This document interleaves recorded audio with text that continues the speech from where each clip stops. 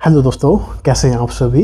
मुझे पता है कि आप सब इस वीडियो का बेसब्री से वेट कर रहे थे और मैं भी चाह रहा था कि वीडियो को जल्दी से अपलोड कर दूं, पर मैंने आपको बताया था ना एक कमेंट में कि जब तक मेरे को प्रॉपर सेटिस्फेक्शन नहीं हो जाएगा कि अब कोई कंटेंट नहीं रहता है, मतलब अब सब कुछ कवर हो जाएगा, अब इस वीडियो को जब आप देख लोगे तो आपके मन में कोई डाउट नहीं रहेगा, तब तक मैं वीडियो को अपलोड नहीं करूँगा। क्योंकि आधी अधूरी इन्फॉर्मेशन देने का कोई फ़ायदा नहीं है। मैं इसका एक पार्ट बना दूँ, फिर 2 पार्ट बना दूँ, फिर 3 पार्ट बना दूँ, ठीक है। मैं ऐसा कुछ नहीं करता। मैं सिंपल जो कंटेंट है, जो भी चीज़ें मैं आपको बता दूंगा बिल्कुल फेयर वे में, ठीक है। अब सुनो, सबसे पहले मैं आपसे ये चाहूँगा कि जो वीडियो मैंने CBN हवलदार की वर्क प्रोफाइल से जो डाली हुई है, अभी जो रिसेंट वीडियो डाली थी, उसको जाके पहले आप देखो, क्योंकि मैं सारी चीज़ें दोबारा रिपीट नहीं करूँगा। जो DGPM के अंदर जो हवलदार होता है उसमें जो कॉमन है, जो CBN में भी है और जो डायरेक्टरेट में जो DGPM के अंदर में है उनके अंदर भी है, आप उसको देख लो। मैं बस डिफ्रेंशिएट कर दूंगा कि यहाँ पे ये वर्किंग सेम है, यहाँ पे ये चीज़ अलग है। जो चीज़ मेरे को एक्स्ट्रा बतानी होगी तो मैं वो आपको बता दूंगा, जिससे आपका टाइम बचेगा, आपको कहीं पे और यूटिलाइज़ कर पाओगे अपनी स्टडी के लिए फर्दर, ठीक है। ये बात क्लियर है। तो मैं लिंक दे दूंगा आई बटन पे, वहाँ पे जाके इसको अच्छे से देख लेना। CBN में अगर आपने अभी तक नहीं देखा है, उसके बाद इस वीडियो को देखना, आपके लिए बहुत अच्छा रहेगा, आपको बहुत चीज़ें क्लैरिटी से समझ में आ जाएगी, ठीक है। साथ में एक चीज़ और आपसे मैं पूछता हूँ कि मैंने ना एक वीडियो पहले ही डाल रखी है। DGPM में एक वर्किंग हवलदार है और उनका मैंने इंटरव्यू लिया था, ठीक है। उन्होंने सारी चीज़ डिटेल से बताई थी। साथ में मैंने जब उनका ट्रेनिंग वगैरह हुआ था तो मैंने वो भी आपको शेयर किया था, ट्रेनिंग कैसे होती है। तो वो क्या यूट्यूब ने रिकमेंड नहीं किया या फिर आपको समझ नहीं आया, ठीक है, वो भी मेरे को प्लीज़ कमेंट में बताना ज़रूर कि क्या हुआ, कि आपको वो वीडियो मिली नहीं, मतलब यूट्यूब ने रिकमेंड नहीं किया, फिर कुछ और रीज़न था, इसलिए आप सब ने मेरे को कहा कि सर एक वीडियो DGPM में जो हवलदार है उसके ऊपर बनाओ। क्योंकि मेरे को तो हमेशा ये लगता था कि DGPM में जो हवलदार है उसकी तो पूरा वीडियो बना ही चुका हूँ पहले ही, उसके लिए तो कोई डाउट होना ही नहीं चाहिए था आप सबका। पर कोई नहीं, मैं आपको अच्छे से फिर भी बताऊँगा, ठीक है। देखो, अब मैं स्टार्ट करता हूँ। सबसे पहले आप एक चीज़ समझना, आपको पता है कि जब आपकी वैकेंसीज आई थी तो उसमें क्या था, दिल्ली GST वगैरह ऐसे आया था, एक कस्टम्स आया था, फिर आया था डायरेक्टरेट DGPM, डायरेक्टरेट CBN का मैंने बता दिया है। अब मैं इन तीनों का बताऊंगा। देखो, आपको पता है CBIC डिपार्टमेंट होता है। CBIC मतलब central board of indirect taxes and customs. CBIC के अंदर टोटल, अगर मैं सिंपल वे में आपको समझाना चाहूँ तो 3 ब्रांचेज होती है। एक तो होते हैं कमीशन रेट्स होते हैं, जिसको जोन्स बोलते हैं, एक होते हैं कस्टम्स और एक होता है डायरेक्टरेट्स, ठीक है। बात क्लियर है क्या? ठीक है। अब जो डायरेक्टरेट की मैं बात करूं तो ये इसकी जो कैडर कंट्रोलिंग अथॉरिटी है, मतलब जो मेन हेड ऑफिस है वो है DGPM, उसको बोलते हैं director general of performance management, ठीक है। DGPM में अगर आपकी पोस्टिंग होती है तो आपकी ऑल ओवर इंडिया लायबिलिटी होती है पोस्टिंग की। ये मत समझना कमिश्नरेट की तरह अगर आपको दिल्ली GST मिलता है तो आप दिल्ली GST के अंदर ही रहोगे। डायरेक्टरेट में अगर पोस्टिंग हुई है, DGPM कैडर अगर आपको मिला है तो आपकी पोस्टिंग अगर मान लो इनिशियली दिल्ली हुई है तो इसका मतलब ये मत समझना कि आप दिल्ली ही रहोगे। आपका ट्रांसफ़र कहीं पे भी हो सकता है, या तो आप विलिंगनेस से लेते हो या फिर आपका वैसे ही ट्रांसफ़र, जनरल ट्रांसफ़र कर दे, अगर आपका जो DGPM है कर दे तो, ठीक है। बात क्लियर है? इतनी समझ में आ गई बात। तो इसमें ऑल ओवर इंडिया लायबिलिटी है। इसका बेनिफिट भी है और नुकसान भी है। बेनिफिट कैसे है, मान लो किसी को इनिशियल पोस्टिंग अगर मान लो बेंगलुरु या कोलकाता मिलती है और वो आना चाहता है कहाँ पे, यहाँ पे दिल्ली आना चाहता है, तो उसके पास 2 ऑप्शन है। या तो वो AGT, मैंने बताया था AGT CBN में भी अगर आपने देखा हो तो 3 साल में एनुअल जनरल ट्रांसफ़र होता है, आप उसमें अप्लाई कर सकते हो। अगर वैकेंसीज होगी दिल्ली के अंदर तो आपका ट्रांसफ़र वहाँ पे हो जाएगा, ठीक है। एक दूसरा केस आपके पास ये है, अगर 3 साल से पहले अगर आपको ट्रांसफ़र करवाना है तो इसके लिए आपको क्या करना पड़ेगा, एक तो अपने ऑफिस से जहाँ पे आप पोस्टेड हो, मान लो कोलकाता में आप पोस्टेड हो, जिस ऑफिस में पोस्टेड हो, जिस डायरेक्टर में पोस्टेड हो, वहाँ से आपको मतलब एक लिखवाना पड़ेगा कि उनको कोई ऑब्जेक्शन नहीं है आपके ट्रांसफ़र होने पे, ठीक है। साथ में DGPM भी खुश होना चाहिए, DGPM भी को सहमत होना चाहिए कि आपका वो ट्रांसफ़र, मतलब उनको कोई दिक्कत नहीं है, दिल्ली में वैकेंसी है तो आपको वो ले लेंगे, ठीक है। तब एक आपका ट्रांसफ़र हो सकता है AGT से पहले। अगर आपको चाहिए, मान लो आपका आज ही आपको पोस्टिंग हैदराबाद मिली है, 6 महीने आपको ट्रांसफ़र चाहिए, तो ये एक केस ये रहता है, ठीक है। वैसे आपके पास डेपुटेशन और लोन बेसिस का तो सीन रहता ही है, ठीक है। वो चीज़ें मैं आपको बता दूँ। वैसे आपको अगर आइडिया नहीं है तो मैं किसी नेक्स्ट वीडियो में आपको बता दूँगा, नहीं वीडियो बहुत लंबी हो जाएगी, ठीक है। अब ये बैकग्राउंड बता रहा था तो मैंने आपको ये प्रमोशन का बता ही दिया यहाँ पे कि बाद में, चलो बाद में नहीं बताना पड़ेगा, यहाँ पे आप समझ गए, ठीक है। अब समझो, जैसे अगर आपकी पोस्टिंग DGPM में होती है तो जो डाउट्स थे, आपके कमेंट्स थे, मैं उसको भी रिप्लाई करता चला जाऊँगा। जैसे एग्ज़ाम पैटर्न क्या है, फिज़िकल कैसा होता है, मेडिकल कैसा होता है, ये मैंने CBN वाले में बता दिया है। बिल्कुल सेम है। मेडिकल कोई डिफ़िकल्ट नहीं है, कलर ब्लाइंडनेस हो कोई दिक्कत नहीं है, स्पेक्स हो कोई दिक्कत नहीं है, ठीक है। सिंपल चीज़ें वहाँ पे जाके देख लेना, ठीक है। अब देखो, अब एक दोस्त ने ये पूछा था कि जैसे इसका जो ज्वाइनिंग तक का प्रोसीजर क्या रहता है, और आपको सिटी वगैरह की चॉइस देनी होती है, और सिटी की चॉइस देने के बाद आपको कब पता चलता है कि आपको ये अलॉट हुआ है, ये सिटी अलॉट हुई है, कहाँ आपकी ज्वाइनिंग वगैरह सब कुछ सुनो। जैसे मान लो आपका रिजल्ट आया, रिजल्ट आने के बाद क्या होता है, कुछ टाइम के बाद आपके रजिस्टर्ड ईमेल पे जो आपने SSC के फॉर्म फिल करते हुए जो ईमेल दी थी ना, उस पर, और साथ में आपका जो रेजिडेंशियल या बोलो कोरस्पोंडेंस जो एड्रेस है वहाँ पे एक लेटर आएगा, साथ में ईमेल पे भी आ जाएगा। उसके अंदर सारी प्री अपॉइंटमेंट लेटर बोलते हैं उसको, वो आता है, सारी डिटेल्स लिखी होती है पोस्ट से रिलेटेड कि किस पे ग्रेड की पोस्ट है, सब कुछ लिखा होता है उसके अंदर, ठीक है। साथ में उसमें एक परफॉर्मा भी होता है, उसमें वैकेंसीज दिखाई होती है कि यहाँ पे इतनी वैकेंसी है, DGPM के अंडर में दिल्ली में इतनी वैकेंसी है, हैदराबाद में इतनी है, बेंगलुरु में इतनी है, मुंबई के अंदर इतनी है, ठीक है।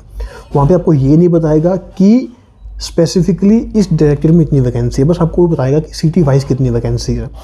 इनको ये मान के मत चलना कि अगर दिल्ली में 50 वैकेंसी है तो 50 के 50 आप ही रिक्रूट होंगे। 50 वैकेंसी उन्होंने बताई है कि टोटल आज के टाइम पे इतनी वैकेंट है, पर वो डिपेंड, फाइनल डिसीजन करेगा DGPM अथॉरिटीज़ पे कि 50 में से वो 20 वैकेंसीज फिल करते हैं, 10 फिल करते हैं, या 40 वैकेंसी या 30 वैकेंसी, जो भी उनका मन करे वो फिल करेंगे, ठीक है। उन्होंने आपको सिर्फ करंट स्टेटस बताया कि आज के टाइम पे कितनी वैकेंसीज अवेलेबल है सभी सिटीज़ के अंदर। बात क्लियर है क्या, ठीक है। फिर आपको DV के लिए बुलाया जाता है, प्री अपॉइंटमेंट लेटर में लिखा होता है, डेट, वेन्यू, टाइमिंग वगैरह सब मेंशन होता है कि आपको वहाँ पे जाना है। एड्रेस सेल होता है DGPM का, वहाँ पे जाओगे आप, जाके आपका DV करवाओ। DV में आपको सब कुछ मेंशन होता है कि क्या क्या लेके जाना है। फिर आपको मेडिकल के लिए भी वो या तो दिल्ली करवा सकते हो आप मेडिकल, या फिर आप अपने रिस्पेक्टिव जो डिस्ट्रिक्ट है वहाँ पे आप उस CMO के नाम एक लेटर लिख देते हैं, आप जाके वहाँ चेक करवा के CMO में दे देना, आपका मेडिकल करवा देंगे, ठीक है। ये एक सिंपल सा प्रोसीजर रहता है। मेडिकल में मैंने बता दिया बिल्कुल सिंपल होता है, ठीक है। फिर क्या होता है, कुछ टाइम के बाद DV वगैरह होगा, उसके बाद क्या होगा, आपका यहाँ पे 2 केस बन सकते हैं। या तो आपका पहले लिस्ट आएगी कि आपको ये सिटी मिली है, ये डायरेक्टरेट मिला है, और आपको अब हेडक्वार्टर मतलब DGPM में आना है ज्वाइनिंग करने के लिए, ठीक है। या फिर एक केस ये बनता है कि आपकी ज्वाइनिंग हेडक्वार्टर में करवा लेते हैं, उस ज्वाइनिंग के दरमियान मतलब ज्वाइनिंग के दौरान, जैसे बच्चे मान लो बच्चे ज़्यादा हैं, 2-3 दिन में बच्चे बुलाए हैं कि आज इतने आ जाओ, इतने आ जाओ, तो जब बच्चे ज्वाइन कर लेते हैं उसके 2-3 दिन के बाद वो फिर लिस्ट निकाल देते हैं। ये भी एक केस बन सकता है ज्वाइनिंग के बाद भी, ठीक है। जिस दिन आपने ज्वाइन किया हेडक्वार्टर के अंदर, उसी दिन से आपकी सैलरी स्टार्ट हो जाएगी। जैसे मैंने DGPM में ज्वाइन किया था, ठीक है। फिर ज्वाइन करने के बाद मैं अपने रिस्पेक्टिव डायरेक्टरेट, मेरे को मिला था DGAP, मैं वहाँ पे ज्वाइन करने के लिए गया था। मेरी ज्वाइनिंग थी 16 दिसंबर की, और मैंने अपने जो डायरेक्टरेट है वहाँ पे ज्वाइन किया था आई थिंक 19 दिसंबर को, ठीक है। तो मेरी जो ज्वाइनिंग मानी गई है वो 16 दिसंबर से ही मानी है। बात क्लियर है क्या, यहाँ तक मेरे ख्याल से आपको कोई डाउट नहीं है, ठीक है। ट्रांसफ़र का मैंने बता दिया पहले ही, ठीक है, और मैंने आपको ये सारा प्रोसीजर आपको बता दिया। अब आप वहाँ पे जाके ज्वाइन कर लोगे। अब कुछ समझ लो, जैसे मैंने आपको एग्जाम पैटर्न वगैरह CBN में बता दिया था, ठीक है। सैलरी स्ट्रक्चर ये 1800 पे ग्रेड की पोस्ट है, तो ये मैंने आपको वहाँ पे बता दिया था, ये वही एज इट इज़ है, ठीक है। यूनिफॉर्म अलाउंस का मैं बता देता हूँ। देखो, मैंने कहा था कि CBN में पहले DGPM की तरह ही 6250 रुपये मिलते थे जब से DA 50% से क्रॉस किया था, पर उन्होंने रिप्रेजेंटेशन डाली, रिप्रेजेंटेशन से CBN में 12500 हो गया है यूनिफॉर्म अलाउंस, पर यहाँ पे आज भी 6250 ही यूनिफॉर्म अलाउंस मिलता है। ये एक बात आपको नोट करनी है, ठीक है। फिर है ट्रेनिंग का मैंने आपको बताया था कि यहाँ पे जो ट्रेनिंग है, जैसे ट्रेनिंग क्या होती है, जैसे नासिन कंडक्ट करवाता है, नासिन CBN की भी करवाता है, नासिन डायरेक्टरेट की भी करवाता है, नासिन करवाता है कमिश्नरेट की भी और कस्टम्स की भी, सबकी नासिन कंडक्ट करवाता है, ठीक है। यहाँ पे जो ट्रेनिंग होती है डायरेक्टरेट के अंदर वो टोटल 4 वीक्स की होती है। जैसे मान लो अगर आपकी दिल्ली पोस्टिंग है तो दिल्ली की जो ट्रेनिंग होगी वो दिल्ली पुलिस अकेडमी में होगी, अगर MP में है तो MP पुलिस करवा देगी, ठीक है।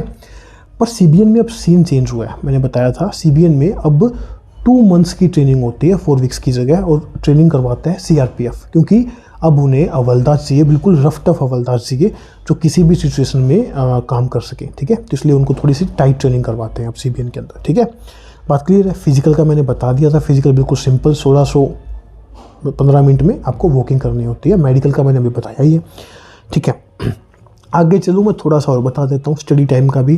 देखो मैंने बार बार कहा है, स्टडी टाइम बेसिकली डिपेंड करता है कि आपकी पोस्टिंग कहाँ हुई है, ठीक है, किस डायरेक्टरेट में हुई है, आपके ऑफिसर्स कौन है, अगर आप जिसके अंडर में आप काम कर रहे हो, तो ये सब चीज़ें मतलब, और एक आपकी होती है विलिंग, मतलब आप कितने मतलब इच्छा शक्ति आपकी पढ़ने की, ये 3 चीज़ें डिपेंड करती है मेनली स्टडी के लिए। तो मैं सबको यही बोलता हूँ, पर फिर भी मैं बताऊंगा आपको, जैसे DRI DCCI में थोड़ा कम टाइम आपको मिलेगा, मैं आगे आऊँगा इसके ऊपर क्या वर्किंग होती है, पर बाकी डायरेक्टरेट में आपको अच्छे से टाइम मिलेगा पढ़ने का। कई डायरेक्टरेट में तो बहुत टाइम मिलता है पढ़ने के लिए, आप फर्दर पढ़ सकते हो।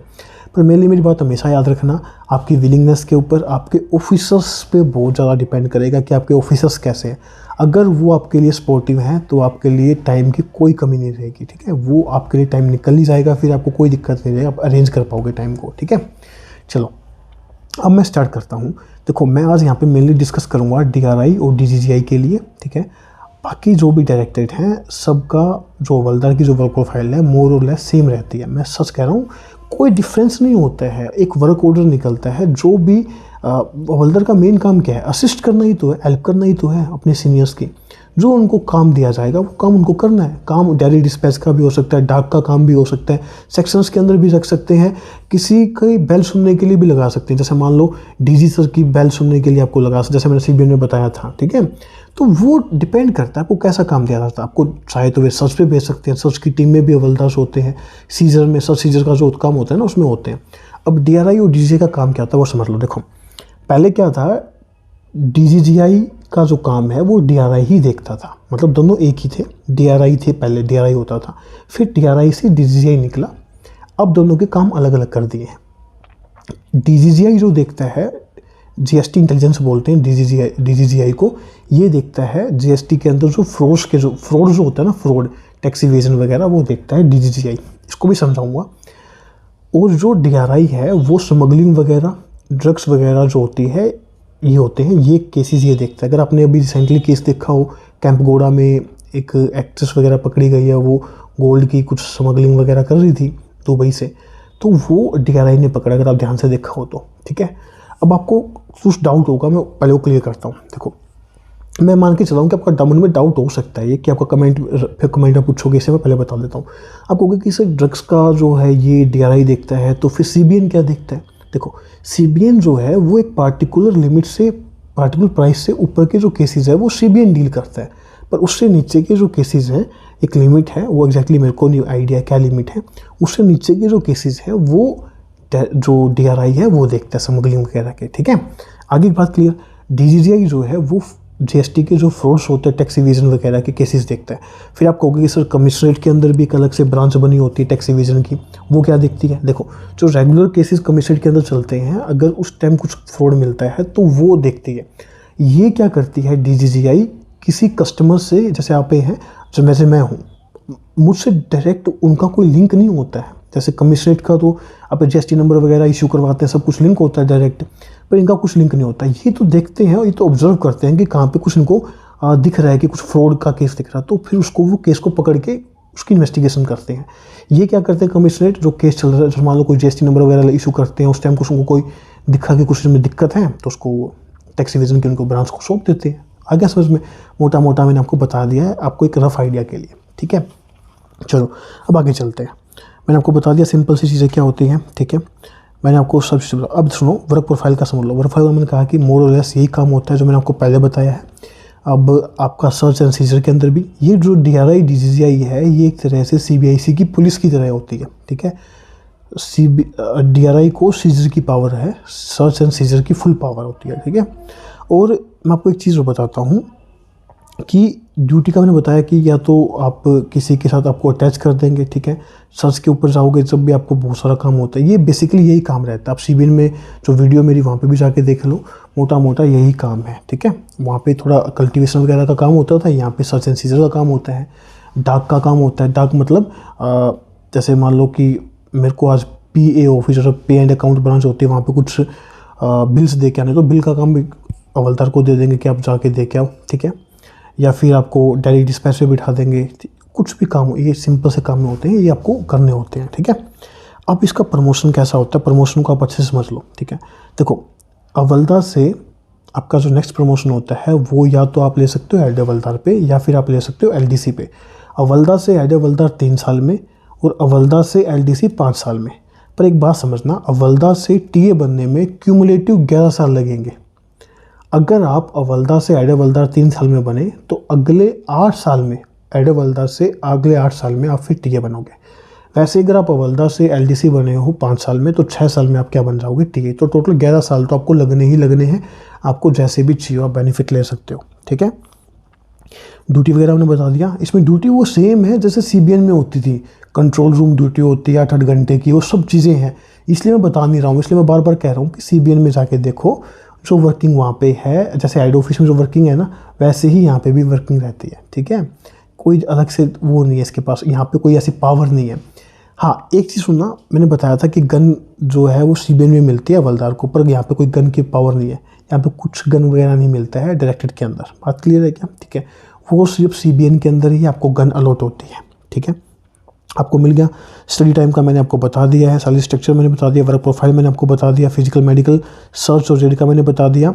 क्वार्टर्स की फैसिलिटी बता देता हूँ। देखो, दिल्ली में अगर आप पोस्टेड हो तो यहाँ पे आपको स्टार्टिंग में क्वार्टर्स तो बहुत मुश्किल है, पर आपको ऐसे क्वार्टर्स मिल जाएंगे जिनको कोई नहीं लेता, जो कंडम कंडीशन में है, पर आज भी वो अलॉट होते हैं, ठीक है। ई संपदा पे आप अपनी रजिस्ट्रेशन करोगे, आप अप्लाई कर सकते हो, आपको ईजिली मिल जाएंगे, क्योंकि वो बहुत कंडम कंडीशन में, उनको तो कोई भी नहीं लेता, इसलिए वो खाली पड़े हैं। पर जो अच्छे क्वार्टर्स हैं, जो थोड़े बहुत भी अच्छे हैं, तो वो आपको बहुत मुश्किल से मिलेंगे नहीं, मतलब कम से कम 4-5 साल तो आपको एटलीस्ट वेट करना पड़ेगा दिल्ली जैसे शहर में, तो क्योंकि वहाँ पे बहुत मारा मारी क्वार्टर्स की। पर बाकी सिटी में आपको ईजिली मिल सकते हैं, वहाँ पे क्वार्टर्स की अवेलेबिलिटी है, ठीक है। पर दिल्ली के अंदर स्पेसिफिकली बता रहा हूँ, आपको चाहते ही क्वार्टर्स की फैसिलिटी नहीं मिलेगी। आपको क्वार्टर्स वही मिलेंगे जो बिल्कुल ही कंडम हो चुके हैं, ठीक है। और वहाँ पे रहना भी आपके लिए दूभर हो जाएगा, ऐसा बता रहा हूँ, ठीक है। क्वार्टर्स की मैंने फैसिलिटी बता दी। आपको अलग से एचआरए वगैरह मिलता है इसमें। डीएटीए, वहाँ पे सीबीएन में डीएटीए मिलता था आपको पर डे का जब आप चाहते थे, पर यहाँ पे ऐसा मिलता तो है वैसे, अब आप एलिजिबल तो, पर यहाँ पे कोई लेता नहीं है। मेरे को तो यही एक सर ने बताया था जिनसे मैंने कॉन्टैक्ट किया था, वो सीनियर है, ठीक है। एक मैंने जो अभी 2-3 वर्किंग है, अभी रिसेंटली उनका सिलेक्शन हुआ 1-2 साल पहले, उनसे भी मैंने पूछा था बच्चों से, तो उन्होंने भी ये बताया कि सर डीएटीए हम क्लेम नहीं करते हैं यहाँ पे, ठीक है। यहाँ पे ऐसा कोई प्रोसीजर नहीं कि क्लेम करो। वैसे क्लेम करने का है, कर सकते हैं अगर करना चाहे तो, पर आप जाओगे तो अच्छे समझ रहोगे ऑफिस के अंदर डायरेक्ट जब ज्वाइन करोगे तो, ठीक है। प्रमोशन मैंने बता दिया, ट्रांसफ़र मैंने बता दिया आपको, ठीक है। प्रेफरेंस वगैरह मैंने बता दी कि आपको प्रेफरेंस वगैरह फिल करनी होती है आपको इसके बेसिस पे, ठीक है। आई थिंक अब तो अपना कोई क्वेश्चन ऐसा रहा नहीं है मेरे ख्याल से, तो मैंने आपको सारे के सारी जो चीज़ें हैं मैंने आपको सब क्लियर कर दी हैं, ठीक है।